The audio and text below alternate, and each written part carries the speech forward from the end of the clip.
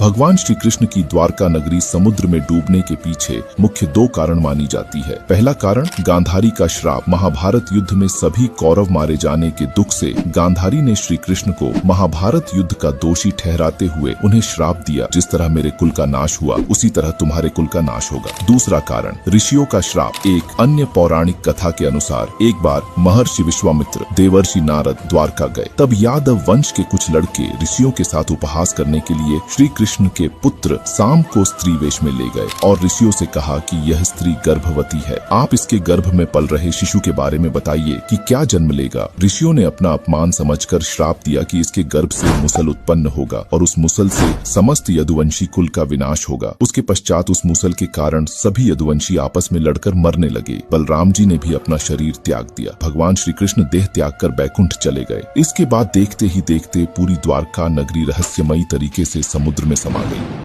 भगवान श्री कृष्ण की द्वारका नगरी समुद्र में डूबने के पीछे मुख्य दो कारण मानी जाती है। पहला कारण गांधारी का श्राप। महाभारत युद्ध में सभी कौरव मारे जाने के दुख से गांधारी ने श्री कृष्ण को महाभारत युद्ध का दोषी ठहराते हुए उन्हें श्राप दिया, जिस तरह मेरे कुल का नाश हुआ उसी तरह तुम्हारे कुल का नाश होगा। दूसरा कारण ऋषियों का श्राप। एक अन्य पौराणिक कथा के अनुसार एक बार महर्षि विश्वामित्र देवर्षि नारद द्वारका गए। तब यादव वंश के कुछ लड़के ऋषियों के साथ उपहास करने के लिए श्री कृष्ण के पुत्र साम को स्त्री वेश में ले गए और ऋषियों से कहा कि यह स्त्री गर्भवती है, आप इसके गर्भ में पल रहे शिशु के बारे में बताइए कि क्या जन्म लेगा। ऋषियों ने अपना अपमान समझकर श्राप दिया कि इसके गर्भ से मुसल उत्पन्न होगा और उस मुसल से समस्त यदुवंशी कुल का विनाश होगा। उसके पश्चात उस मुसल के कारण सभी यदुवंशी आपस में लड़कर मरने लगे। बलराम जी ने भी अपना शरीर त्याग दिया। भगवान श्री कृष्ण देह त्याग कर बैकुंठ चले गए। इसके बाद देखते ही देखते पूरी द्वारका नगरी रहस्यमयी तरीके से समुद्र में समा गई।